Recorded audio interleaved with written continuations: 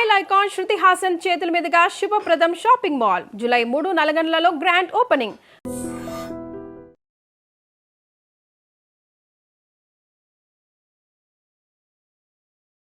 Welcome to iDream. పూర్ మళ్ళీ తగలబడుతుంది. ఆ రెండు ట్రైబల్ మైతీస్ అండ్ కుకీస్ ఎవరైతే ఉన్నారో సార్, వాళ్ళ మధ్య ఐకమత్యం తీసుకురావాలి. అది మాత్రం వచ్చేంత వరకు మణిపూర్లో శాంతి రాదు సార్. వాళ్ళకి ఆ ఫైటింగ్ స్పిరిట్ వాళ్ళకి న్యాచురల్గా ఉంది సార్. కత్తులు కటార్లు ఆయుధాలకి వాళ్ళకి యాక్సెస్ ఉండడం వల్ల అమెరికా ఇరాన్ వార్ దానివల్ల నష్టం వాళ్ళకా వీళ్ళకా లేదా మనకా? సార్ అందరికీ నష్టం ఉంటుంది సార్. 2024-25 ముందు ఇరాన్ వరల్డ్ మ్యాప్లో ఎక్కడుంది అంటే కూడా చాలా మందికి తెలియదు. సింగిల్ హ్యాండెడ్లీ ఇజ్రాయెల్ని అమెరికాకి మిగతా మిడిల్ ఈస్ట్ కంట్రీస్ అందరికీ కన్ను చూపించింది. అమెరికా వార్ని ఇంటెన్సిఫై చేస్తుంది కానీ సస్టైన్ చేయలేదు, తనకు అంత కెపాసిటీ లేదు. ఈ నెక్స్ట్ 5 yearsలో Iran will come out as a super power in the middle east. 1975లో ఇందిరాగాంధీ విధించిన ఎమర్జెన్సీ అది బుక్స్లో రావడం, దాని మీద మీ ఒపీనియన్ చెప్పండి. నేనేమంటానంటే సార్, యాజ్ ఎ సోల్జర్గా నేను మాట్లాడుతున్నాను సార్. ప్రభుత్వాన్ని దూషించడం అనేది నా ఉద్దేశం కాదు. పర్వాలేదు, పెట్టుకోండి, ఎమర్జెన్సీ చాప్టర్ పెట్టుకోండి. కానీ దానికన్నా ముఖ్యంగా అవసరమైన చాప్టర్లు ఏంటి? మనం 1947-48 యుద్ధం ఎలా గెలిచాం? 1962 వార్ మనం చైనాతో ఎందుకు ఓడిపోయాం? దానికి కారణాలు ఏంటి? పాజిటివ్తో పాటు నెగిటివ్ చెప్పాలి, మన చరిత్ర అనేది తెలియాలనేది ఉద్దేశం. అంటే సార్, మీరు ఇందిరాగాంధీ గారి గురించి ఆ ఒక్క అధ్యాయమే రాస్తున్నారు, తను చేసిన మిగతా విషయాలు. పాకిస్తాన్ని 2 ముక్కలు చేసిన ధైర్యం ఎవరికి ఉంది సార్? ఇందిరాగాంధీకే. వెనిజులాలో ఎక్కడ ఏది జరిగినా we are the first responders sir. ఆ దేశం కూడా రెస్పాండ్ అవ్వదు, మనం వెళ్ళిపోతాం సార్. అంటే రెడీగా ఉంటాం సార్. 2005లో సునామీ వచ్చినప్పుడు శ్రీలంకన్ గవర్నమెంట్ శ్రీలంకలో రెస్పాండ్ అవ్వలేదు, మనం వెళ్ళిపోయాం. జపాన్ గవర్నమెంట్ జపాన్లో కూడా రెస్పాండ్ అవ్వలేదు, అక్కడ కూడా వెళ్ళిపోయాం. So that was our response speed sir. So India ఏమంటుందంటే, ప్రతి దేశంలో ఎప్పుడైనా ఆపద వచ్చినప్పుడు నేను వెళ్తే ఫ్యూచర్లో ఎప్పుడైనా సరే ఆ దేశం నాకు అగెయిన్స్ట్గా ఏమన్నా డిసిషన్ తీసుకున్నప్పుడు. Welcome to iDream. International అఫైర్స్పై ఈరోజు మన గెస్ట్ మేజర్ ఎస్పీఎస్ ఓబ్రాయ్, ఏకం ఐఏఎస్ అకాడమీ డైరెక్టర్. ఓబ్రాయ్ గారు మేజర్లుగా పనిచేస్తున్నప్పుడు జరిగిన సంఘటనలతో పాటు ఐఏఎస్ అకాడమీలో ఆయన చేసుకున్న సబ్జెక్ట్ను, తర్వాత ఆయన రెగ్యులర్గా చేస్తున్న బుక్స్ నాలెడ్జ్లో ఆయన విపరీతమైన ఫాలోయింగ్ ఉంది. ప్రతి విషయాన్ని క్షుణ్ణంగా చెప్పడంలో లేదా దాని రూట్స్లో చెప్పడంలో ఆయనకు ఒక స్పెషల్ ఉంది. అందుకే ఓబ్రాయ్ గారు ఇంటర్వ్యూ అంటే చాలామంది ఇష్టపడుతున్నారు. ఓబ్రాయ్ గారు ఇంటర్వ్యూ కావాలి, అందులో పలానా సబ్జెక్ట్ మీద ఎక్కువ డిస్కస్ చేయనట్టు మీరు అడుగుతున్న ప్రశ్నలకే ఈరోజు ఆయన సార్ని అడుగుతున్నారు. సార్ నమస్తే అండి. నమస్తే సార్. సార్, మీరు ప్రతి ఇంటర్వ్యూలో కొంతమంది కింద కామెంట్స్ చేస్తున్నారు. ఏమని సార్? ఆ కామెంట్స్లో కూడా ఇంటర్నేషనల్ అఫైర్స్లో కొన్ని ఇష్యూస్లో మీ ద్వారా తెలుసుకోవాలని, ముఖ్యంగా చెప్పాలంటే బ్లూ స్టార్ కానీ లేదా పాకిస్తాన్ ఇష్యూలో కానీ, అంటే వేరే వాళ్ళు చెప్పింది కూడా నచ్చుతుంది, కానీ మీరు ఫీల్డ్లో చేసి వచ్చారు కాబట్టి మీకు ఎక్కువ రెప్యుటేషన్, మీ ఇంటిగ్రేటెడ్ మీద ఎక్కువ మంది అడుగుతున్నారు. మీరు చెప్పేది అది కరెక్ట్ కాంక్రీట్గా ఉంటుంది కాబట్టి బాగా ఆ సబ్జెక్ట్ కనెక్ట్ అవుతున్నారు. అంటే మిగతా వాళ్ళు చెప్పింది బాగుంటుంది, వాళ్ళు ఫీల్డ్ బయట ఉండి చెప్పేది ఫీల్డ్ ఆఫీసర్ ఎక్స్పీరియన్స్ చెప్పడం అనేది కొంచెం డిఫరెంట్గా కనిపిస్తుంది. ఎక్కువ మంది మీ ఇంటర్వ్యూస్లో blue star, operation blue star గురించి కానీ, లేదా పాకిస్తాన్ విషయంలో కానీ, ఆఫ్ఘనిస్తాన్ విషయంలో కానీ, లేదా చైనా టాపిక్, ఇలాంటివన్నీ అడగమని ఎక్కువగా కోరుతున్నారు. ఫస్ట్ మనం ఇవాళ 4 టాపిక్లు తీసుకుంటే, రైట్. పాకిస్తాన్ జలసంధి. జలసంధి ఒప్పందం ఏంటి? ఆ ఒప్పందం ఉల్లంఘిస్తే మేము ఖచ్చితంగా భారత్ మీద అటాక్ చేస్తాం, ఆ చేతులు నరుకుతాం, భారత ఒక ఆనకట్టలను బ్లాస్ట్ చేస్తాం అంటూ పాకిస్తాన్ ఇచ్చిన వార్నింగ్గా తీసుకోవాలా, దానికి కౌంటర్గా మనం వేయాలి. అంటే అసలు పాకిస్తాన్ జలసంధి టాపిక్ వెళ్ళే ముందు అసలు పాకిస్తాన్, కాశ్మీర్ అనేది పాకిస్తాన్దా కాదా? అసలు ఆ పీఓకే మీద మనకున్న స్టాండర్డ్స్ ఏంటి, వాళ్ళకున్న స్టాండర్డ్స్ ఎందుకు ఎక్కువగా జరుగుతుంది? అదే పీఓకే మీద బలూచిస్తాన్ కూడా ఈ మధ్యన వాళ్ళు కూడా వార్ చేస్తున్నారు. దీని మీద మీరు క్షుణ్ణంగా చెప్పండి. ఒక 20 క్వశ్చన్లు అడిగేశారు సార్. ఒక్కొక్క క్వశ్చన్ గురించి మాట్లాడదాము. ఆపరేషన్ బ్లూ స్టార్ మీద ఎప్పుడైనా ఒక లాంగ్ వీడియో చేద్దాం. రైట్. అంటే దాని రూట్స్ నుంచి కొన్ని విషయాలు మాట్లాడదాము, ఎందుకు అది జరిగింది. ఎందుకంటే ఎస్పెషలీ ఒక సిక్ లాగా నేను మాట్లాడడం చాలా అవసరం. సో దాని గురించి ఖచ్చితంగా ఫ్యూచర్లో మేబీ నెక్స్ట్ వీక్ ఆ వీడియో చేద్దాం. ఒక ప్రశ్న నేను స్టార్ట్ చేస్తాను సార్. పాకిస్తాన్కి కశ్మీర్ మీద అసలు అధికారం ఏంటి? ఇది బేసిక్ ప్రశ్న సార్. దీనికి అసలు ఏ ప్రమాణమే లేదు సార్. కశ్మీర్ పాకిస్తాన్ది అని పాకిస్తాన్ చెప్పుకోవడానికి పాకిస్తాన్ దగ్గర అసలు ఏ ప్రమాణమే లేదు. కేవలం ఒకే ఒక ప్రమాణం ఉంది సార్. ఏంటంటే 1947లో ఇండియా పాకిస్తాన్ 2 దేశాలుగా విభజించబడ్డాయి సార్, రైట్? అప్పుడు ఇండియన్ ఇండిపెండెన్స్ యాక్ట్లో ఏం రాసింది అంటే ప్రిన్స్లీ స్టేట్స్ దగ్గర ఆప్షన్ ఉంది. నువ్వు ఇండియా అంటే ఇండియా జాయిన్ అవ్వపో, నువ్వు పాకిస్తాన్ అంటే పాకిస్తాన్ జాయిన్ అయిపో, లేదు నేను ఇండిపెండెంట్గా ఒక నేషన్ లాగా మిగిలిపోతాను అంటే అలా కూడా మిగిల్చుకో అన్నట్టుగా ఒక 3 ఆప్షన్లు అందరికీ ఇచ్చారు సార్. అప్పట్లో జేఎండ్కేకి రాజు మహారాజా హరీ సింగ్ అని చెప్పి ఒక రాజు సార్. ఆ హరీ సింగ్ ఏం చేశాడంటే నేను ఇండిపెండెంట్గా ఉంటాను అన్నట్టుగా తను నిర్ణయించుకున్నాడు. కానీ మనం జమ్మూ అండ్ కాశ్మీర్ లొకేషన్ చూసుకుంటే కనుక అది చాలా ఇంపార్టెంట్ స్ట్రాటజిక్ లొకేషన్లో ఉంది. అంటే ఇండియన్ సబ్ కాంటినెంట్ని సెంట్రల్ ఏషియా నుంచి కనెక్ట్ చేసే మధ్యలో జమ్మూ అండ్ కాశ్మీర్ ఉంది. ఇంత స్ట్రాటజిక్ లొకేషన్లో ఉంది కాబట్టి అది ఇండిపెండెంట్ నేషన్గా అయితే మిగలడానికి వీల్లేదు సార్.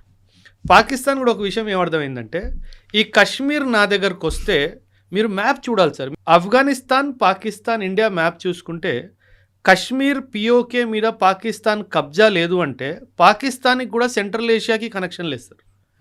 పాకిస్తాన్ కూడా సెంట్రల్ ఏషియా కనెక్షన్ కావాలి అంటే పిఓకే వాళ్ళ దగ్గర ఉండాలి సార్. సో ఇది అర్థమైపోయిన పాకిస్తాన్ మహారాజా హరీ సింగ్ మీద కొంచెం ప్రెషర్ బిల్డప్ చేయడం స్టార్ట్ చేసింది. ఆ ప్రెషర్కి ఆయన గివప్ చేసి ఒక సంధి పాకిస్తాన్తో సైన్ చేయించుకున్నాడు సార్. ఆ సంధి పేరు stand still agreement.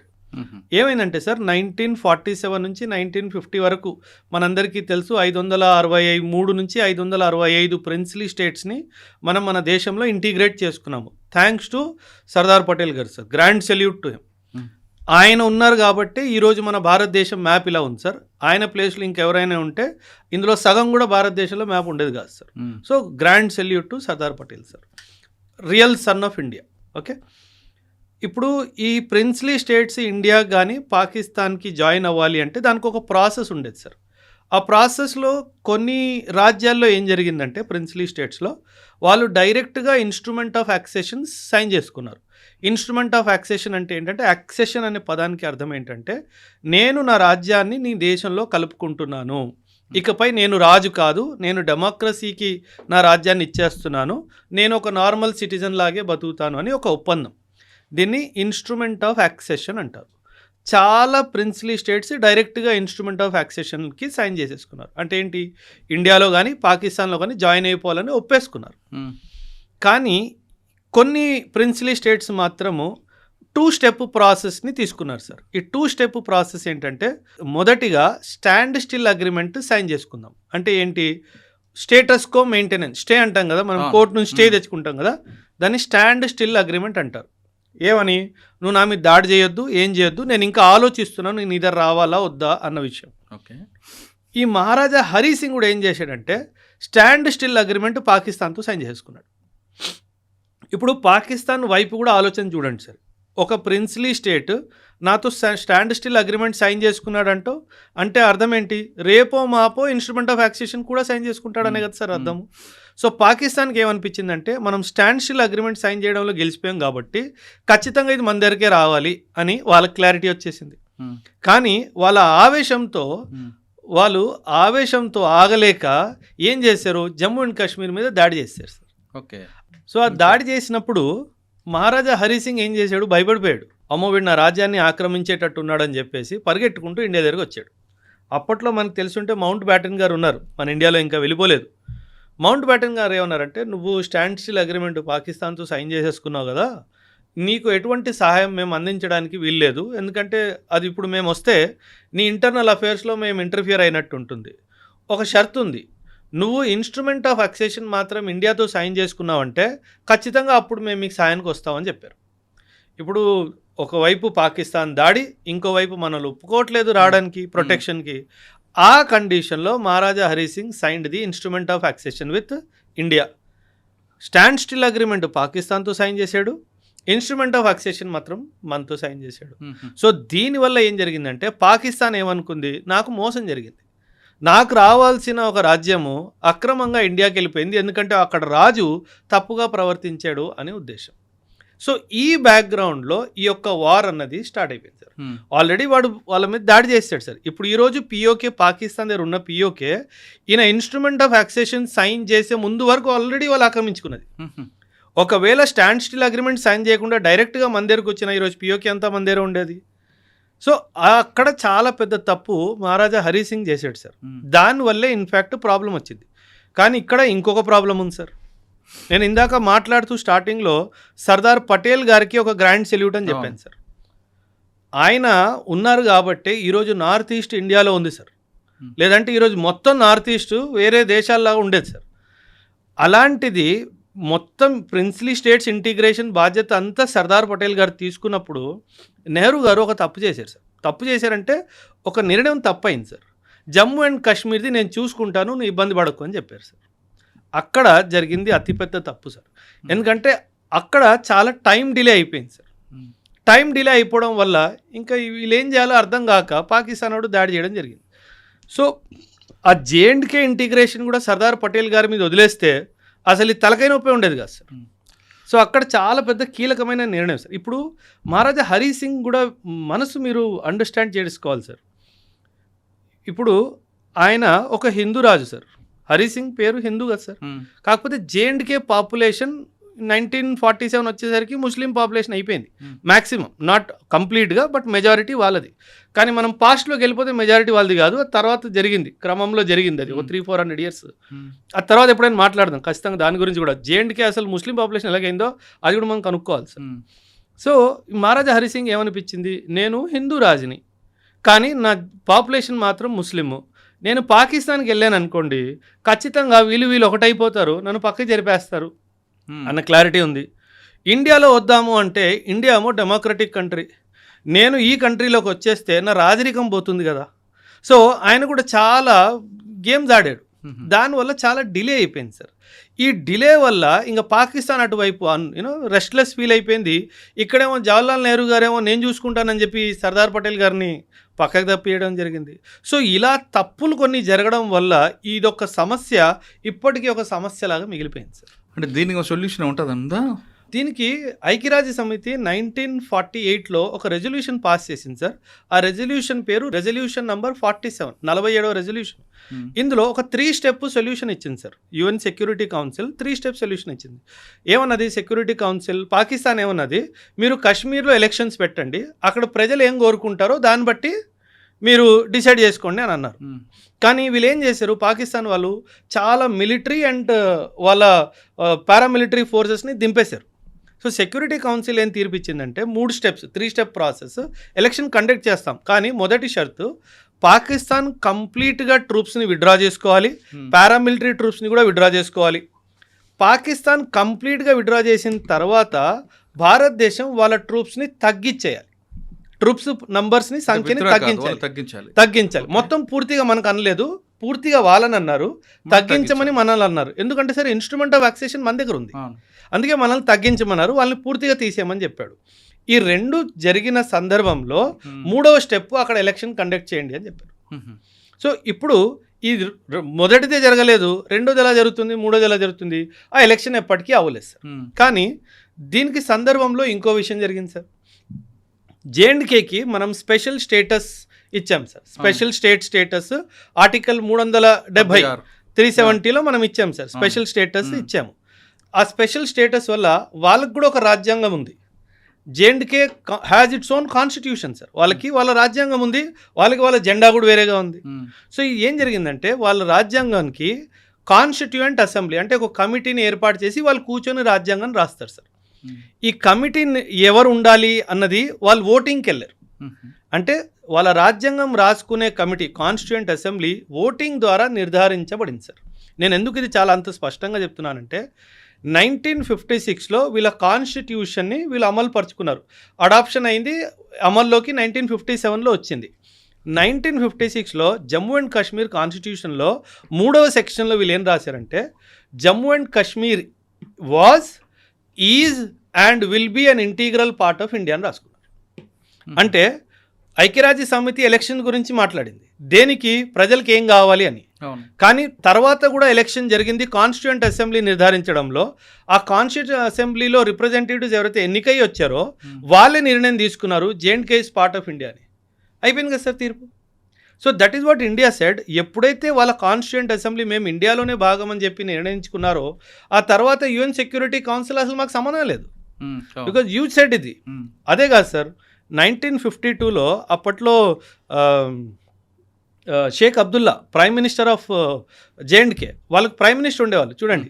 Prime minister of J&K Sheikh Abdullah 1952లో ఒక అగ్రిమెంట్ సైన్ చేసుకున్నాడు సార్. ఆ అగ్రిమెంట్ పేరు ఢిల్లీ అగ్రిమెంట్.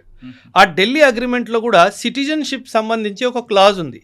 ఆ సిటిజన్షిప్ క్లాజ్లో వాళ్ళు ఏం రాసుకున్నారంటే, ఒక దేశానికి ప్రైమ్ మినిస్టర్ 1952 అన్నట్టుగా వాళ్ళు భావిస్తున్నారు, కానీ కాదు, అది వచ్చే సెపరేట్ స్టేట్ మనం అనుకున్నట్టుగా.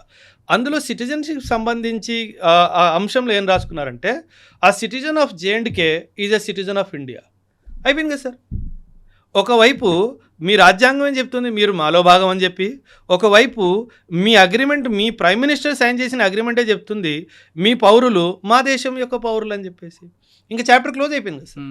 సో పౌరులు ఒకవైపు, రాజు ఒకవైపు, ప్రధానమంత్రి, ముగ్గురు ద్వారా తెలిసిపోయింది ఏమని, Kashmir wants to be integral part of India. ఇంకా పాకిస్తాన్ ఎవరు, ఇంకా అమెరికా ఎవడు, ఇంకా చైనా వాడు ఎవడు సార్? మరి ఎందుకండి ఈ వివాదం అలా కొనసాగుతూనే ఉంది సార్? అన్నదమ్ముళ్ళు గొడవలు, ప్రాపర్టీ డిస్ప్యూట్స్ 40 సంవత్సరాలు 50 సంవత్సరాలు పోవా సార్ కోర్టుల్లో? అదే సార్. ఇప్పుడు మనం సింధు జలసింధు, ఈ వర్షాలు పడుతున్నాయి కానీ మనకు ఉపయోగం లేని వర్షాలు ఇవి తక్కువ వస్తున్నాయి. దీవెన వివాదం పెరిగే అవకాశం ఉంది. అందుకని పాకిస్తాన్ మినిస్టర్ కూడా స్టేట్మెంట్ ఇచ్చారు, చేతులు నరుగుతావని, ఆనకట్ల పేల్చేస్తామని. అది జరిగేదేనా? ఒక ఎవరో ఫాల్స్ వీడియో కూడా రిలీజ్ చేశారు సార్, AI వీడియో. అది భలే గమ్మత్తుగా ఉంది సార్ ఆ వీడియో. అంటే సార్, అంటే నేను అంటే అది ఏ కాదు కానీ ముందైతే ప్రోక్ అయిపోతుంది కానీ జనాలు. అవును, అయ్యారు. అది చాలా భలే బ్యూటిఫుల్గా AI కూడా క్రియేట్ చేశారు సార్ దాంట్లో. అంటే నా ఉద్దేశము ప్రభుత్వాన్ని మెచ్చుకోవాలి అన్నట్టు ఏం కాదు సార్, కానీ ఈ ఇండస్ జలసంధి మీద ఇంత టఫ్ స్టాండ్ తీసుకున్న ఏకైక ప్రధానమంత్రి మన మోదీ గారు సార్. అంటే నేను ఆయన అప్రిషియేట్ చేయట్లేదు సార్, మళ్ళీ చెప్తున్నాను మీ ప్రేక్షకుల కోసము. కానీ ఇంత టఫ్ స్టాండ్ గతంలో ఇందిరాగాంధీ గారు కూడా తీసుకోలేదు సార్. పాకిస్తాన్ 2 ముక్కలు ఆవిడే చేసింది, కానీ IWTని ఇంత టఫ్గా చేయడం మనం గతంలో చూడలేదు సార్. దానివల్ల ఇప్పుడు పాకిస్తాన్లో చాలా తీవ్రమైన అక్యూట్ స్కేర్సిటీ ఆఫ్ వాటర్ ఉంది సార్. మీరు ఒక వీడియో వచ్చింది సార్, మీరు చూసారో చూడో తెలీదు, వీళ్ళు డ్రైనేజ్ మూతలు తీసుకొని అందులోంచి వాటర్ తీసుకుంటున్నారు. అంత దరిద్రమైన పరిస్థితి వాళ్ళకి వచ్చేసింది సార్. దేనివల్ల వచ్చింది, మనం IWT ద్వారా రిలీజ్ చేసే వాటర్ని ఆపేసాం కాబట్టి.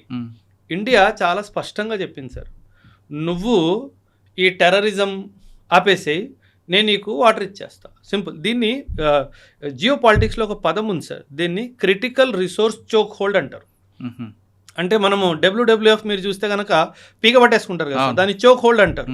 ఇండియా పాకిస్తాన్ పీక పట్టేసింది.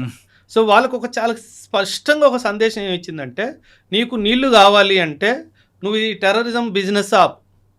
హాఫీజ్ సయీద్, లష్కర్ ఏ తైబా అండ్ జైషే మొహమ్మద్ మౌలానా మసూద్ అజర్, వీళ్ళిద్దరిని నన్ను అప్పగించు, ఆ రోజు నేను ట్యాబ్ ఇప్పేస్తానని చెప్పాడు.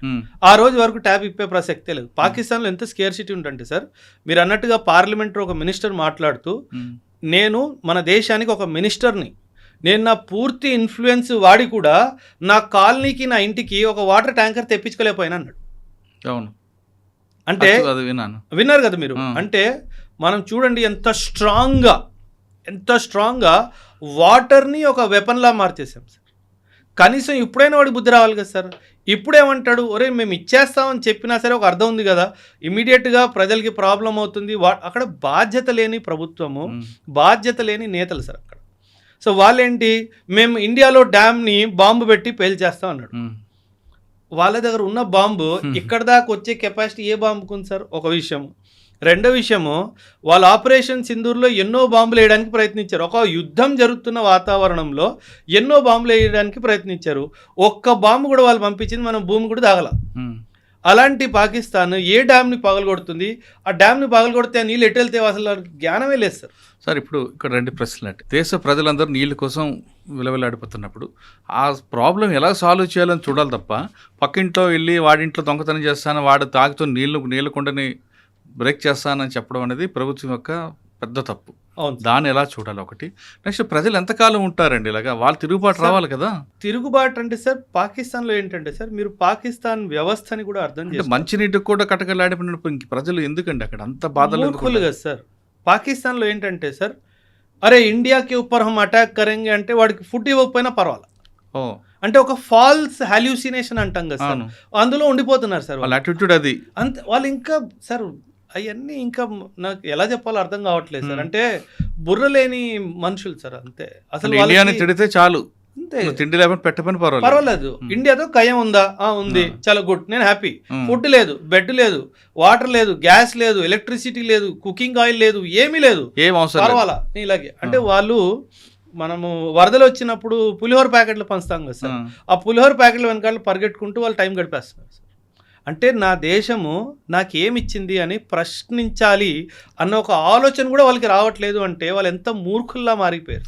మూర్ఖులు అనే పదం కన్నా అంటే గత ప్రభుత్వాలు వాళ్ళు ఏ విధంగా అణిచివేసే ఆ పద్ధతులకు అలవాటు పడిపోయినా అంతే అనుకోవచ్చు. సార్, అంతే కదా సార్. ఇప్పుడు వాళ్ళు కూడా చదువుకొని వస్తే వాళ్ళకి ఆలోచన వస్తుంది కదా. సార్ మీరు కొన్ని వీడియోస్ ఉంటాయి సార్ యూట్యూబ్లో, చూస్తారో చూడరో, రోజు గుర్రానికి ఒక ప్లేస్లో కట్టేస్తారు సార్.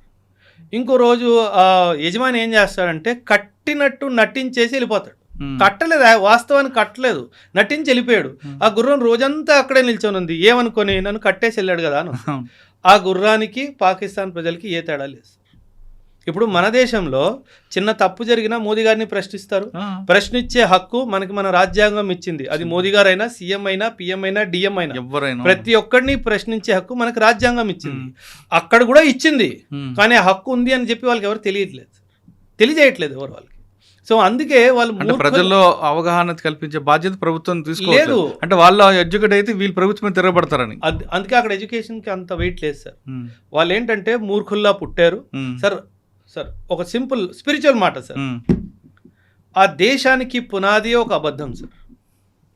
పునాది అబద్ధం అయినప్పుడు మీకు గ్రోత్ కానీ ఒక పాజిటివ్ థింకింగ్ కానీ ఎలా వచ్చేస్తుంది సార్? రాదు. ఎందుకంటే పునాది అబద్ధం కాబట్టి వాళ్ళు అలాగే ఉండిపోయారు, మనం ఎక్కడికో వెళ్ళిపోయాం సార్. సో పాకిస్తాన్కి మనకి ఆర్థికంగాను, సామాజికంగాను, పొలిటికల్గాను, రాజరికంగాను అసలు దేంట్లో అసలు కంపారిజనే లేదు సార్. మన భారతదేశ ఆనకట్ల మీద బాంబులు చేయడం అనేది వాళ్ళ మభ్య పెట్టడానికే సార్. దీపావళి వస్తుంది సార్, కొన్ని 2-3 నెలలు పోతే దీపావళి వస్తుందేమో.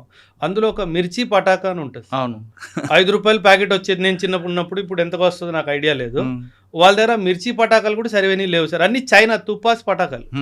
వాళ్ళు సార్ మీకు గుర్తుందో లేదో ఆపరేషన్ సింధూర్ అప్పుడు వాళ్ళు పంపించిన మిజైల్స్ పేలకుండా వచ్చినట్టు వచ్చి మన దగ్గర పడిపోయాయి. అంటే మనము చైనా ఫోన్ని కూడా నమ్మం సార్, వాడు చైనా బాంబునే నమ్ముతున్నాడు. వాడు ఎంత పెద్ద ఏదో అక్కడే క్లారిటీ వచ్చేసింది కదా సార్. సో వాడు ఏముంది సార్ వాడి దగ్గర. సరే, సింధు జల సంగతి కాస్త పక్కన పెడదాం సార్. ఆఫ్ఘనిస్తాన్కి మన మెడికల్ కిట్లు డ్రోన్లు పంపిస్తున్నాం ఒక ఎలిగేషన్. సార్ నేను ఒక మాట చెప్తున్నా సార్, పాకిస్తాన్ వాళ్ళు ఎలా అంటే సార్ వాళ్ళ లీడర్షిప్ ఎలాగైపోయిందంటే ఈ రోజు రాత్రి పడుకున్నాము తాగేసి కళ్ళు ఏమొచ్చింది అది వాగేయాలి రేపు పొద్దున్న లేచి. అంటే ఒక సైంటిఫిక్ అనాలిసిస్ లేదు, ఒక ఆబ్జెక్టివ్ అనాలిసిస్ లేదు, ఒక లాజికల్ రీజనింగ్ లేదు, ఏమీ లేదు సార్. ఇండియా ఆఫ్ఘనిస్తాన్కి ఈ రోజు కాదు సార్, 2001 నుంచి మెడికల్ ఎయిడ్ మనం ఆఫ్ఘనిస్తాన్కి అందిస్తున్నాం సార్. ఆఫ్ఘనిస్తాన్లో ఎన్నో గొప్ప పనులు మనం చేసాము. వాళ్ళ పార్లమెంట్ బిల్డింగ్ కానీ, వాళ్ళ డ్యామ్లు కానీ, వాళ్ళ బ్రిడ్జ్లు కానీ, వాళ్ళ రోడ్లు కానీ, వాళ్ళకి అంబులెన్సెస్ కానీ, నర్సింగ్ సపోర్ట్ కానీ, మెడికల్ కిట్ సపోర్ట్ కానీ ఎన్నో మనం ఆఫ్ఘనిస్తాన్కి అందిస్తున్నాం సార్. ఫర్ ఎగ్జాంపుల్ సార్ వాడు అలిగేషన్ ఏంటి, ఆఫ్ఘనిస్తాన్కి మన భారతదేశము డ్రోన్లు సరఫరా చేస్తుంది సార్. ఆ మెడికల్ బాక్స్లో పెట్టి పంపించాల్సిన అవసరం నాకేం వచ్చింది సార్? నేను ఓపెన్గా ఇస్తా, మా పిఎం వాళ్ళ పిఎంకి అరే బాబు తీసుకోరా డ్రోన్ అని చెప్పి ఫోటోగ్రాఫ్ తీసి మరి ఇస్తా, నాకేం అవసరం. అండ్ అందులో చూడండి సార్ ఎంత మూర్ఖమైన స్టేట్మెంట్. ఇజ్రాయిలీ డ్రోన్ ఆఫ్ఘనిస్తాన్కి నేను ఎందుకు ఇస్తాను సార్? వాడించుకుంటా డైరెక్ట్గా. నేను ఇవ్వాలంటే నా డ్రోన్ ఇస్తా. నేను ఇజ్రాయెల్ డ్రోన్ నేను ఇవ్వాల్సిన అవసరం సార్. ఇజ్రాయెల్ మీకు తెలుసు మొసాద్ కానీ వాళ్ళ డిఫెన్స్ సిస్టమ్ ఎంత బ్యూటిఫుల్గా పనిచేస్తుంది అంటే ఈ ఎదవకి తెలియకుండానే అక్కడ అన్ని డ్రోన్లు వచ్చేస్తాయి వాళ్ళకి ఇవ్వాలి అన్న ఉద్దేశం ఉంటే. అది ఫర్ ఎగ్జాంపుల్ సార్ ఒక మాట. చలో పాకిస్తాన్ వాగింది నిజమే అనుకుందాం, నేనే చెప్తున్నాను సార్, ఏం పీక్తో పీక్కు అంతే కదా సార్. కానీ ఇచ్చేది మనం మేక్ ఇన్ ఇండియా ఇస్తాం. నీకు దమ్ముంటే ఆపుకో. కాదు, ఇవ్వాలనుకుంటే మేక్ ఇన్ ఇండియా డ్రోనే ఇస్తాం. ఫస్ట్ ఆఫ్ ఆల్ అదే ఇస్తాను సార్. సరే నువ్వు అన్నట్టు ఇజ్రాయెల్దే ఇస్తున్నా, దమ్ముంటే ఆపు. నువ్వేం చేయగలుగుతావు చేసుకో. నువ్వు అరవడం మానే ఫస్ట్. నువ్వు అరుస్తే అరిసావు, ధైర్యం ఉంటే కరిసి చూపించు, అప్పుడు చెప్తాను నీకు ఏ ఇంజెక్షన్ పెట్టాలి. So that is where sir. In fact మీరు వాళ్ళ పార్లమెంట్ మీటింగ్స్ కూడా చూస్తే కనుక మీకు ఒక క్లారిటీ వస్తుంది సార్. వాళ్ళ మినిస్టర్లు వాళ్ళ ప్రభుత్వాన్ని ఎలా దూషిస్తున్నారు. మీకు పంజాబీ అర్థం కాకపోవచ్చు సార్, నాకు అర్థం అవుతుందిగా. నా ఫేవరెట్ టైం పాస్ వాళ్ళ పార్లమెంట్ మీటింగ్ సార్. అరే భలే ఉంటాయి సార్, బ్యూటిఫుల్లీ. అక్కడ లేడీస్, అతి ముఖ్యంగా లేడీస్ మినిస్టర్ని బట్టలు తీసేసి మరీ డైలాగులు కొడతారు. అస్సలు వాళ్ళ దగ్గర జవాబే లేదు సార్, దేనికి జవాబు లేదు. కానీ వాళ్ళు ఆర్మీ చేతులు ఉన్నారు కదండి. అది దేశం వల్ల తగలడిపోయింది సార్. సార్ మన దేశంలో ఆర్మీ పాలిటిక్స్ నుంచి దూరం ఉండి ఎంత పెద్ద పాజిటివ్ కాంట్రిబ్యూషన్ చేసిందో మనకు అవగాహన లేదు. నేను ఆర్మీలో 11 సంవత్సరాలు సర్వీస్ చేశాను కదా సార్. ఆర్మీ ఆఫీసర్స్ మెస్సులో 2 విషయాలు డిస్కస్ చేయడానికి అనుమతి లేదు సార్. ఒకటి పాలిటిక్స్, ఇంకోటి రిలీజియన్ సార్. ఈ రెండిటి మీద నువ్వు నోరు తెరిసేవనుకో, commanding officer next day morning భుజం మీద పెట్టేసి చలో అంటాడు. అంటే అంత స్ట్రిక్ట్లీ అవాయిడ్ చేస్తారు. అది వాళ్ళు అక్కడ చెయ్యలేకపోయారు సార్. దానివల్లే వచ్చిన తలకాయ నొప్పి ఇదంతా సార్, ఇంకేం కాదు. ఒక స్టేట్మెంట్ సార్, ఇండియా ఆఫ్ఘనిస్తాన్కి డ్రోన్స్ ఇస్తుంది అన్నారు. ఒరే మూర్ఖుడా, Afghanistan was your friendly country, పాకిస్తాన్కి ఫ్రెండ్లీ కంట్రీ కదా. ఒరే అదే నీకు ఎనిమీ అయిపోయింది, అది నువ్వు గుర్తించి ఫస్ట్. ఎవరు డ్రోన్లు ఇస్తున్నాడు కాదు, నా స్నేహితుడికి డ్రోన్లు నా శత్రువు ఎందుకు ఇస్తున్నాడు అది ఆలోచించి ఫస్ట్. నువ్వు ఇప్పుడు ఒక టైం వస్తుంది సార్, నాకు అజిత్ దోవల్ గారి మీద ఎంత నమ్మకం ఉంది అంటే, ఒక టైం వస్తుంది ఇరానే పాకిస్తాన్ మీద దాడి చేస్తుంది సార్. నేను ఉంటానో ఉన్న ఈ భూమి మీద నాకు తెలియదు సార్. ఒక రోజు వస్తుంది టర్కీయే పాకిస్తాన్ మీద అటాక్ చేస్తుంది సార్.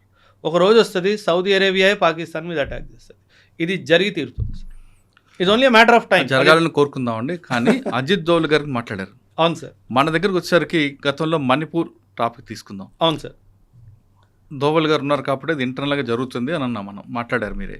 కానీ మళ్ళీ మణిపూర్ మళ్ళీ తగలబడుతుంది సార్. మణిపూర్లో సార్ అక్కడ ఒక కరెక్షన్ జరగాలి సార్. ఆ 2 ట్రైబల్ మైతీస్ అండ్ కుకీస్ ఎవరైతే ఉన్నారో సార్, వాళ్ళ మధ్య ఐకమత్యం తీసుకురావాలి సార్. అది మనం ఇన్స్టిట్యూషనల్ మెకానిజం ఎలా చేస్తామో నాకు తెలియదు సార్. బట్ అది మాత్రం వచ్చేంత వరకు మణిపూర్లో శాంతి రాదు సార్. నేను మారాంలో ఉన్నాను సార్. మణిపూర్లో ఒక ప్రాంతము మారాం అని చెప్పేసి. మణిపూర్ ఎలా అంటే సార్, ట్రైబల్ కల్ట్స్, వీళ్ళు కుకీస్, నాగాస్, వీళ్ళందరూ ఏంటంటే సార్, వీళ్ళు వాళ్ళకి ఆ ఫైటింగ్ స్పిరిట్ వాళ్ళకి న్యాచురల్గా ఉంది సార్. ఆ ఫైటింగ్ స్పిరిట్ న్యాచురల్గా ఉండడం వల్ల, కత్తులు, కటార్లు, ఆయుధాలకి వాళ్ళకి యాక్సెస్ ఉండడం వల్ల ఈ గొడవలు అప్పుడు జరుగుతూనే ఉంటాయి సార్. ఈ గొడవలు ఎప్పుడు అవుతాయంటే, ఫస్ట్ వాళ్ళని ఆ కత్తులు, కటార్ నుంచి బయటికి తీసుకొచ్చి మెయిన్ స్ట్రీమ్ సొసైటీలో తీసుకురావాలి. వాళ్ళిద్దరిని కూర్చోబెట్టి మాట్లాడే ఒక మనిషి రావాలి. అండ్ ఇది పై నుంచి కింద దాకా ప్రతి ఒక్కడికి ఆ మెసేజ్ పోవాలి సార్. అప్పటిదాకా మణిపూర్లో శాంతి రాదు సార్. సో ఆ మణిపూర్లో శాంతి రావాలంటే చాలా కష్టం. అండ్ వాళ్ళు చాలా హెడ్ స్ట్రాంగ్ ఉంటారు సార్. ట్రైబల్ పాపులేషన్ ఎలా ఉంటుందంటే, వన్స్ దే డిసైడ్ వాళ్ళు ఎవరికి వినరు సార్. అదేవిధంగా ఒకసారి నమ్మితే వాళ్ళని దూరంగా చేయలేము సార్. అది ఆ ఫ్లాష్ పాయింట్లోకి వెళ్ళిపోయింది సార్. ఆ ఫ్లాష్ పాయింట్ నుంచి బయటకు వచ్చి వాళ్ళు శత్రువుల నుంచి మిత్రుల్లో ఒకసారి అవ్వడం మనం సాధిస్తే కనుక మళ్ళీ ఏమంటారు, ఫ్యూచర్లో మణిపూర్లో ఒక్క తుపాకీ కూడా పేలదు సార్.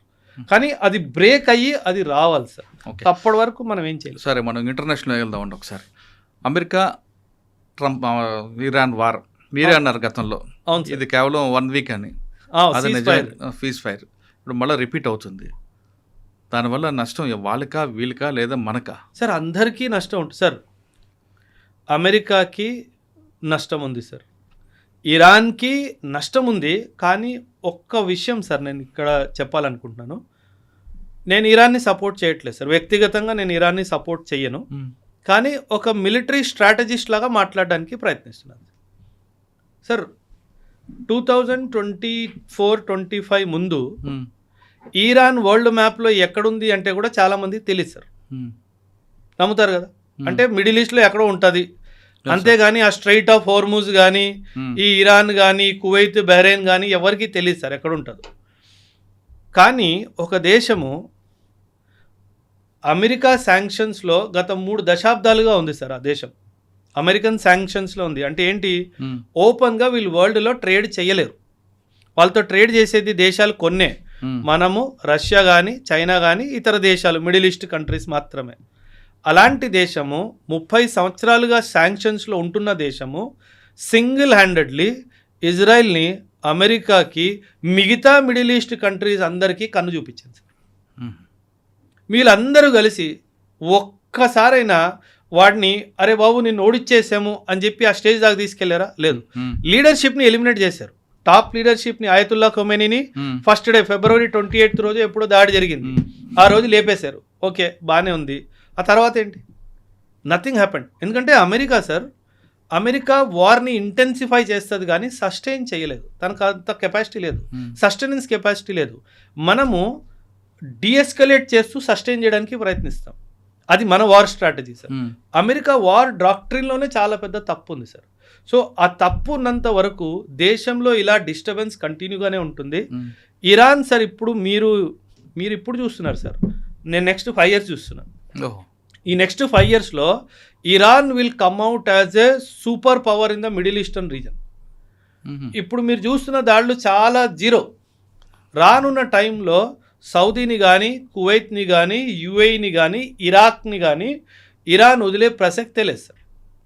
అండ్ వెనక నుంచి రష్యా అండ్ చైనా సపోర్ట్గా ఎప్పుడు ఉంటారు. సో ఇప్పుడు ఏమైంది, పడుకున్న పులికెళ్ళి నువ్వు చెవిలో చేసినట్టుంది.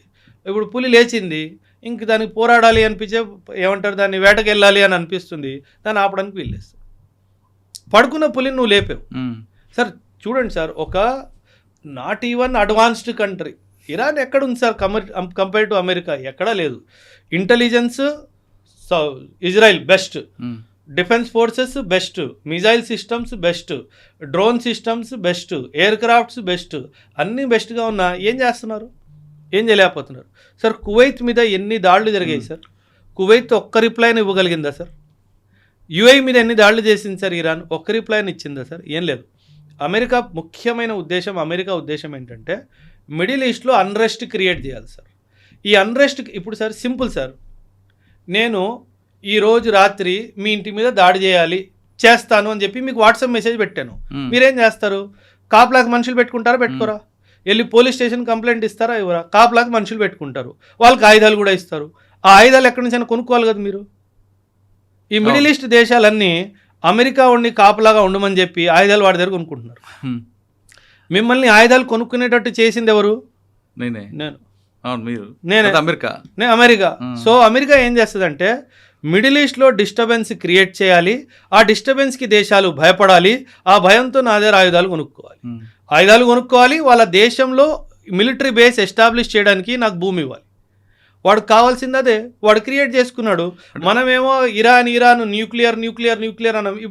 ఇప్పుడు న్యూస్ పేపర్లో కానీ ఎక్కడైనా సరే న్యూక్లియర్ గురించి అసలు మాట కూడా వస్తుందా? రావట్లేదు. అప్పుడు ఏమీ దొరకలేదు, ఇప్పుడు ఏమీ దొరకలేదు. అంటే అల్టిమేట్ తీసుకుంటే ఆయుధాల కంపెనీ ఓడర్లు బతుకుతున్నారు అంతే. అమెరికా ముఖ్య ఎకనామిక్ ఇదే కదా సార్, ఆయుధాలే కదా సార్. ఇదంతా ఆయుధాలు అమ్ముకోవడానికి వ్యాపారం సార్. ఈ వ్యాపారం కోసం వరల్డ్ అంతా వీళ్ళు డిస్టర్బ్ చేస్తారు. సో మనం కూడా డిస్టర్బ్ అవుతున్నాము, వరల్డ్ అంతా డిస్టర్బ్ అవుతారు సార్. ఇంకోటి 1975లో ఇందిరాగాంధీ విధించిన ఎమర్జెన్సీ. అవును సార్, అది బుక్స్లో రావడం, దాని మీద మేము ఒక ఒపీనియన్ చెప్పండి. అమ్మో, ఇది పొలిటికల్ సార్, చాలా జాగ్రత్తగానే మాట్లాడతారు సార్. చాప్టర్ ఏమంటారు, ఎన్సీఆర్టీ క్లాస్ 9 సోషల్ సైన్స్ బుక్లో ఎమర్జెన్సీ చాప్టర్ తీసుకురావాలి అని చెప్పి ఒక కీలకమైన నిర్ణయం తీసుకున్నారు సార్. సార్ మనము అంటే ఇది నా వ్యక్తిగత అభిప్రాయం సార్. మన ఇంట్లో జరిగిన ఒక చెడు సంఘటనని మనం కప్పివేయడానికి, దాచేయడానికి ప్రయత్నిస్తామా, లేకపోతే ఇంటి బయట బోర్డు పెడతామా? ఈరోజు నా కొడుకు నన్ను కొట్టాడని చెప్పి నాన్న గోడ మీద రాసుకుంటాడు, లోపల పెట్టుకుంటాం. మనం దాన్ని కవరప్ చేయడానికి పెట్టుకుంటాం.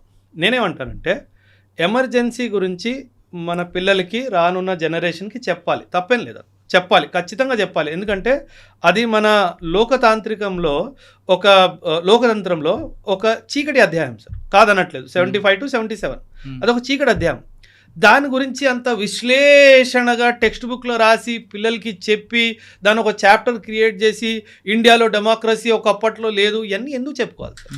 అంటే ఇది ఒక పొలిటికల్ అజెండాలా కనిపిస్తుంది. నేనేమంటానంటే సార్, యాజ్ ఎ సోల్జర్గా నేను మాట్లాడుతున్నాను సార్. అగైన్ మళ్ళీ చెప్తున్నాను, ప్రభుత్వాన్ని దూషించడం అనేది నా ఉద్దేశం కాదు. పర్వాలేదు, పెట్టుకోండి, ఎమర్జెన్సీ చాప్టర్ పెట్టుకోండి. కానీ దానికన్నా ముఖ్యంగా అవసరమైన చాప్టర్లు ఏంటి?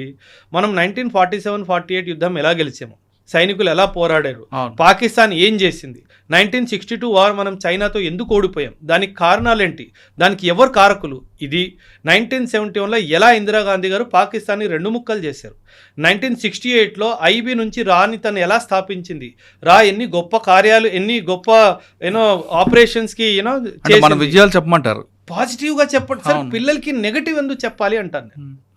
పిల్లలకి పాజిటివ్తో పాటు నెగిటివ్ చెప్పాలి, మన చరిత్ర అనేది తెలియాలనేది ఉద్దేశం. అంటే సార్ మరీ అంత విడమర్చి సార్. ఇప్పుడు 25th జూన్ 1975 ఈ ఎమర్జెన్సీ డిక్లేర్ చేయడం జరిగింది సార్. 25th జూన్, నాకు డేట్ సరిగ్గా గుర్తుంటే కనుక ప్రతి సంవత్సరం ఆ రోజు దీని గురించి మాట్లాడతారు కదా సార్. మరి పుస్తకాల్లో మరి రాసుకోవాల్సిన అవసరం ఏమొచ్చింది? ఇప్పుడు పొలిటికల్ ఉందంటారా? కనిపిస్తుంది కదా సార్. ఇప్పుడు మీరు ఇందిరాగాంధీ గారి గురించి ఆ ఒక్క అధ్యాయమే రాస్తున్నారు, తను చేసిన మిగతా విషయాలు సార్. ఈరోజు రా గురించి మీరు చాలా గొప్పగా మాట్లాడుకుంటున్నారు. ఆ రాని స్థాపించింది ఎవరు సార్? ఇందిరాగాంధీ గారే. సిక్కింని ఇండియాలో యాడ్ చేసింది ఎవరు సార్? ఇందిరాగాంధీ గారే. పాకిస్తాన్ని 2 ముక్కలు చేసిన ధైర్యం ఎవరికి ఉంది సార్? ఇందిరాగాంధీకే. విశ్వస్థాయిలో ఇండియాకి ఒక గుర్తింపు తీసుకొచ్చింది సార్ ఆవిడ. అసలు ఇండియాకి గుర్తింపే లేదు ఇంటర్నేషనల్ ప్లాట్ఫామ్స్లో, తీసుకొచ్చింది ఆవిడ. ఇవన్నీ ఎందుకు రాయట్లేదు మరి? ఇవన్నీ కూడా రాయండి. అది పొలిటికల్ కదా. That is what sir. అంటే మనం పిల్లలకి సార్, పిల్లలు నేనేమంటానంటే సార్, పిల్లల్ని పొలిటిసైజ్ చేయొద్దు అంటారు. పెద్దగా అయిన తర్వాత ఎలాగో తెలుసుకుంటారు వాళ్ళు. క్లాస్ 9th పిల్లోడికి ఎమర్జెన్సీ గురించి మీరు ఏం సాధిస్తారు చెప్పి? వాడికి ఏం అర్థం అవుతుంది? దాని ఉద్దేశం ఏం అర్థం అవుతుంది? నువ్వు కాలేజ్లో పెట్టావంటే ఒక అర్థం ఉంది, ఓకే, వాడు డిబేట్ చేస్తాడు, డిస్కషన్లు చేస్తాడు. క్లాస్ 8th క్లాస్ 9th వాడికి దాని ఇంటెన్సిటీ కూడా అర్థం కాదే. అసలు వాడికి డెమోక్రసీ అంటే ఏమనుకుంటాడు? Government for the people, of the people. ఎందుకు అనుకోవాలి? ఇందిరాగాంధీకి అప్పుడున్న ఇందిరాగాంధీకి మీద నెగిటివ్ అనేది చిన్నప్పటి నుంచి మనుషుల పిల్లల్లో క్రియేట్ చేయడం అనుకోవచ్చు కదా. అంతగా ఉండదు సార్. అంటే పిల్లలు ఇవన్నీ అంత పెద్దగా పట్టించి సార్. పాలిటిక్స్ ఆ ఏజ్ లో రాదు సార్. నెగిటివ్ మైండ్ సెట్ ని ఎలా డెవలప్ చేయడం కదా, అదొక సార్. అదే పిల్లవాడు పెద్దగా అయిన తర్వాత ఇందిరాగాంధీ గురించి పాజిటివ్ గా కూడా చదువుతాడు కదా. దాన్ని అప్పుడు ఎవరు ఆపలేము కదా. సో నేనేమంటానంటే సార్, ఇప్పుడు 1962 వార్ ఉంది సార్, మనం ఓడిపోయాం కదా సార్. 1962 వార్ మనం ఓడిపోయాం సార్. మన దురదృష్టం ఏంటంటే ఎక్కడైతే మనం ఓడిపోయామో దాని గురించి ఎక్కువ మాట్లాడతాం, ఎక్కడైతే గెలిచామో దాని గురించి ఎవడు మాట్లాడు. 1962 వార్ సార్, చైనా హిస్టరీ బుక్స్లో ఒకే ఒక line, we had some differences that led to a conflict with India, అయిపోయింది. మన ఇండియాలో దాదాపు 100 పైగా బుక్కులు రాశారు 1962 వారు.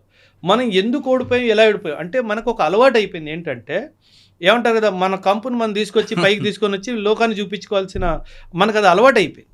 కల్చరల్లీ ఇది పోవాలి సార్. ఎమర్జెన్సీలో ఇలా జరిగింది, ఫ్యూచర్లో ఇలా జరగకుండా మనం చూసుకోవాలి. అలా కూడా మాట్లాడవచ్చు. అంటే ఎమర్జెన్సీ నేర్పిన పాఠం ఇది అని కూడా చెప్పుకోవచ్చు. అందులో ఆ ఫ్యాక్టర్ ఉండాలి కదా సార్. అప్పుడు ఉందో లేదో తెలియదు ఇంకా, ఎందుకంటే అది ఇంకా నేను అనుకోవడం ఇంకా బయటికి రాలేదు. అది వస్తే చూడాలి. అందులో ఇది పాఠము, ఇది గుణపాఠము, ఇది ఫ్యూచర్ లో ఉండాలి. ఎందుకంటే 40 ఒక యుద్ధంలో ప్లస్ మైనస్ మనం తీసుకుంటాం కదా సమీక్ష జరిపిన తర్వాత, అది అందరూ అనుకోవచ్చు కదా. ఇది మరి అలా ఉందో లేదో తెలియదు కదా, చాప్టర్ వచ్చాక తెలియాలి. అది బయటికి వస్తేనే కదా మనకి తెలిసేది ఏం రాశారు సార్. ఇండియన్ పాస్పోర్ట్ అది ప్రామాణికమా? దాన్ని మనం ఏ విధంగా చూడాలంటారు? అంటే డిబేట్ ఏంటంటే సార్, అది సిటిజన్షిప్ అంటే లేదండి, కాదు.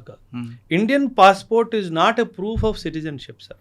ఒకటి మీరు గుర్తించాలి. ఎందుకంటే ఇది ఇప్పట్లో కాదు సార్. పాస్పోర్ట్ యాక్ట్ 1967 అనుకుంటాను సార్. 1967 పాస్పోర్ట్ యాక్ట్ చాలా స్పష్టంగా ఏం చెప్తుందంటే, passport is not a proof of citizenship, చాలా స్పష్టంగా చెప్తారు. ఎందుకంటే కొన్ని సందర్భాల్లో పాస్పోర్ట్ నాన్ సిటిజన్స్ కి కూడా ఇస్తారు సార్.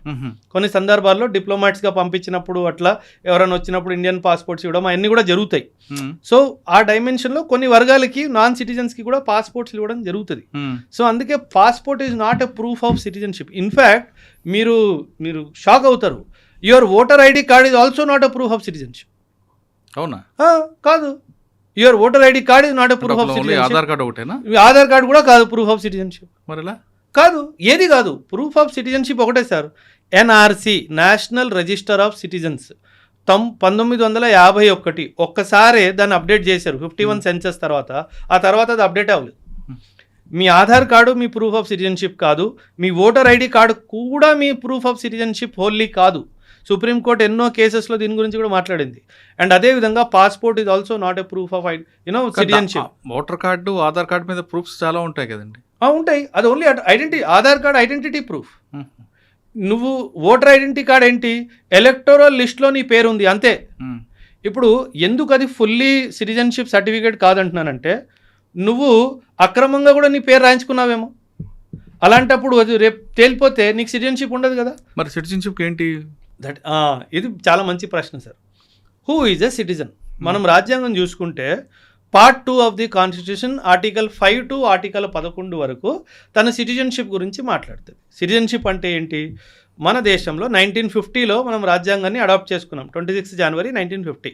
ఆ డేట్ నుంచి 1987 వరకు మీ పేరెంట్స్ ఎక్కడ జన్మించారో వాళ్ళు సిటిజన్స్ కాకపోయినా నువ్వు భారతదేశంలో పుడితే కనుక నువ్వు సిటిజన్. 1987లో 1987 నుంచి 2004 వరకు పేరెంట్స్ ఇద్దరిలో ఎవరో ఒకరు ఇండియన్ సిటిజన్స్ అయి ఉండాలి. దేనికి? నీకు సిటిజన్షిప్ బై బర్త్ రావాలి అంటే. అండ్ 2004 తర్వాత ఇద్దరు పేరెంట్స్ సిటిజన్స్ అయి ఉండాలి. లేదా ఇద్దరు పేరెంట్స్ సిటిజన్షిప్ కాని సమక్షంలో ఒక పేరెంట్ సిటిజన్ అయ్యి రెండో పేరెంట్ ఇల్లీగల్ మైగ్రెంట్ అవ్వకూడదు. ఆ కండిషన్లో నువ్వు by birth after 2004 Indian citizenship నీకు వస్తుంది. అంటే ఇండియన్ సిటిజన్షిప్ బేసికలీ బర్త్ మీద, ముఖ్యంగా బర్త్ మీద, కానీ వేరే డైమెన్షన్స్ కూడా ఉన్నాయి. సిటిజన్షిప్ బై అక్విజిషన్ అవన్నీ ఉంటాయి, న్యాచురలైజేషన్, రిజిస్ట్రేషన్ ప్రాసెస్ అవన్నీ కూడా ఉన్నాయి. కానీ అతి ముఖ్యంగా బై బర్తే సిటిజన్షిప్ లభిస్తుంది. నువ్వు సిటిజన్షిప్ కాదా అవునా అన్నది కేవలం ఒకే ఒక డాక్యుమెంట్ ద్వారా నిర్ధారించబడుతుంది. అది NRC, national register of citizens. అది 1951 తర్వాత మన దేశంలో దాన్ని అప్డేట్ చేయలేదు. అది అత్యవసరమైన ఎక్సర్సైజ్, అది చెయ్యాలి. ఇప్పటి వరకు కేవలం ఒకే ఒక రాష్ట్రం అస్సాంలో ఎన్ఆర్సీని అప్డేట్ చేయడం జరిగింది. ఆ తర్వాత ఎన్ఆర్సీ ఎక్కడ అప్డేట్ చేయలేదు సార్. కానీ చెయ్యాలి సార్. అంటే సార్ 150 కోట్లు మనం సార్ ఒక దాంట్లో నంబర్ 1 చేస్తున్నా కదా సార్ అని ఆ ప్రోగ్రామ్స్ అన్ని టేకప్ చేస్తుంది కదా గవర్నమెంట్. చెయ్యాలి సార్. అంటే ఎన్ఆర్సీ చేస్తేనే ఇల్లీగల్గా అక్రమంగా ఇండియాలో ఎంతమంది ఉంటున్నారో తెలుస్తుంది సార్. అది చెయ్యాలి. కాకపోతే జనాభా చాలా సార్, 150 కోట్ల జనాభా సార్. సో ఇంతమందికి చెయ్యాలి అంటే అదొక పెద్ద ఎక్సర్సైజ్ సార్. సో దానివల్లనే ప్రాబబ్లీ ప్రభుత్వం దాన్ని చేయాలి అన్న ఉద్దేశం. ఎందుకంటే ఎలాగో ఆధార్ కార్డుతో పని నడిచిపోతుంది, పాస్పోర్ట్తో పని నడిచిపోతుంది అన్న ఉద్దేశంతో బహుశా సైలెంట్గా ఉన్నారేమో. కానీ చేయాల్సిందే సార్. ఎంత జనాభా ఉన్నా చేస్తేనే దేశానికి మంచిది సార్. ఇక మనం ఫ్రెష్ దీంట్లోకి వెళ్దామండి. వెనిజులాలో ఎర్త్క్వేక్. అవును సార్. దాని మీద పాపం ఇన్ఫ్యాక్ట్ ఈరోజు కూడా హెడ్లైన్స్ 188 మంది చనిపోయారు సార్ ఆ ఎర్త్క్వేక్లో. సార్ 188 ఏంటండి, అసలు వేలకు వేలు ఉన్నారు కదా. ఉన్నారు అంటే కన్ఫర్మ్డ్ డెత్స్ 188 కన్ఫర్మ్ డెత్స్ అయ్యాయి సార్. మన ప్రభుత్వం వాళ్ళకి డిజాస్టర్ రిలీఫ్ మెటీరియల్ పంపించింది సార్. సార్ ఒక్క విషయంలో నా దేశానికి నేను గ్రాండ్ సెల్యూట్ సార్. ఎక్కడ ఏది జరిగినా we are the first responders sir. ఆ దేశం కూడా రెస్పాండ్ అవ్వదు, మనం వెళ్ళిపోతాం సార్. అంటే రెడీగా ఉంటాం సార్. ఎక్కడ ఏం ఆపద వస్తుందో మన వాళ్ళు అక్కడికి వెళ్ళిపోతారు సార్. మీరు ఏమంటారు, షాక్ అవుతారు సార్. 2005లో సునామీ వచ్చినప్పుడు, ఆ 2005లో సునామీ వచ్చినప్పుడు శ్రీలంకన్ గవర్నమెంట్ శ్రీలంకలో రెస్పాండ్ అవ్వలేదు, మనం వెళ్ళిపోయాం అక్కడికి. జపాన్ గవర్నమెంట్ జపాన్లో కూడా రెస్పాండ్ అవ్వలేదు, అక్కడ కూడా వెళ్ళిపోయాం. So that was our response speed sir. 2005 ఏమంటారు, మనం ఏదైతే ఏమంటారు సునామీలో రెస్పాన్స్ ఇచ్చామో సార్, అవన్నీ పక్కన పెట్టండి సార్. వెనిజులా మనకి 14,000 కిలోమీటర్ల దూరం ఉంది సార్, పక్కన లేదు. 14,000 కిలోమీటర్స్ దూరంలో ఉంది సార్. అక్కడ కూడా వెళ్ళిపోయాం సార్. దీన్ని కూడా చాలామంది క్రిటిసైజ్ చేశారు, మనకేం అవసరమో అనేసి. సార్ మనము ఒక culturally rich country sir. And మన ఇండియన్ ఫారిన్ పాలసీలో డిజాస్టర్ రెస్పాన్స్ అనేది ఒక కీలకమైన పిల్లర్ సార్. దాన్ని సాఫ్ట్ పవర్ టూల్ అంటారు సార్. అంటే మనము సార్ ఎప్పుడైనా సరే మీరు ఆపదలో ఉన్నారు సార్, నేను వచ్చి మిమ్మల్ని ఆదుకున్నాను సార్, నా ప్రతి మీ భావన ఎలా ఉంటుంది సార్ ఫ్యూచర్లో? అరే టైంకి వచ్చినప్పుడు నన్ను ఓబ్రాయ్ ఆదుకున్నాడు, నాకు మీరు తిరిగి ఏం చేయకపోయినా నా ప్రతి మీకు ఒక పాజిటివ్ ఫీలింగే కదా ఉంటుంది. సో ఇండియా ఏమంటుందంటే, ప్రతి దేశంలో ఎప్పుడైనా ఆపద వచ్చినప్పుడు నేను వెళ్తే ఫ్యూచర్లో ఎప్పుడైనా సరే ఆ దేశం నాకు అగెయిన్స్ట్గా ఏమన్నా డిసిషన్ తీసుకున్నప్పుడు మనస్సాక్షికైనా ఒక్కసారి వాడు గుర్తొస్తుంది, అరే అవసరం ఉన్నప్పుడు ఈడే కదా మనతో నిల్చున్నాడు. ఆ డైమెన్షన్లో దాన్ని మనం ఒక సాఫ్ట్ పవర్ టూల్ లాగా మన దేశం కోసం వాడతాం సార్. దాన్ని కూడా మన వాళ్ళు క్రిటిసైజ్ చేసేది సార్. నీకేం అవసరము, నువ్వు అక్కడ నుంచి ఇప్పుడు నీకు ఆయిల్ కావాలా, అందుకేనా నువ్వు అక్కడికి వెళ్ళావు సార్. వెనిజువెలాలో ఆయిల్ కంట్రోల్ చేసేది అమెరికా సార్. ఆ నికోలస్ మదూరో గారిని లేపుకెళ్ళిపోయారు కదా సార్. అప్పటి నుంచి ఆ వెనిజువెలాన్ ఆయిల్ కంట్రోల్ చేసేది ఎవరు సార్? అమెరికాని కంట్రోల్ చేసేది ట్రంప్. వాడు బుర్రలేని నడుస్తుంది, ఎవడికి తెలియదు. సో మనం ఎలా వెనిజువెలాలో ఆయిల్ మనకు వచ్చేస్తుందని భావిస్తున్నాం సార్? అది రాదు సార్. సో ఏంటంటే సార్, ప్రతిదాన్ని జియో పొలిటికల్ కోణంలోనే కాకుండా హ్యుమానిటేరియన్ కోణంలో కూడా చూడాలి సార్. అప్పుడే కదా సార్. సార్ మనిషి అంటే ఏంటి సార్? హ్యుమానిటీయే కదా సార్. ఇక్కడ కూడా పాలిటిక్స్ చేస్తే మరి దరిద్రంగా ఉండదు సార్. భూకంపాలు కానీ ఇటువంటి ప్రమాదాలు వచ్చినప్పుడు అది మానవతా హృదయంతో చేస్తాం తప్ప దీన్ని కూడా పొలిటికల్ చేయదంటున్నారు ఓపరాయ్ గారు. ఆయన చెప్తుంది అంటే ఈ రోజు కాదు రేపైనా మనకేమైనా కష్టం వస్తే ఆ దేశాల్లో మనకు ఆదుకోపోయినా మన గురించి ఆలోచిస్తారు కాబట్టి ఆ కోణంలో మనం చూడాలంటూ వెనిజులా భూకంపం మీద మన సహాయం గురించి ఓబరాయ్ గారు చెప్తున్నారు. మీరందరూ కోరుకున్నట్లుగా బ్లూ స్టార్ మీద ఓబరాయ్ గారితో నెక్స్ట్ వీక్ ఉంటుంది. అంతవరకు సెలవు. Thank you sir. Thank you very much. I dreams, this police diaries is something very, very valuable towards that. I must really appreciate Murali, your insights. I dreams founder and CEO చిన్న వాసుదేవ్ రెడ్డి గారితో Muralidhar crime stories చాలా famous అయిపోయినాయి. Gautam Savan garu and Satyanar sir. Good. Well done. I congratulate him for doing so well, and I congratulate him his boss also. So well.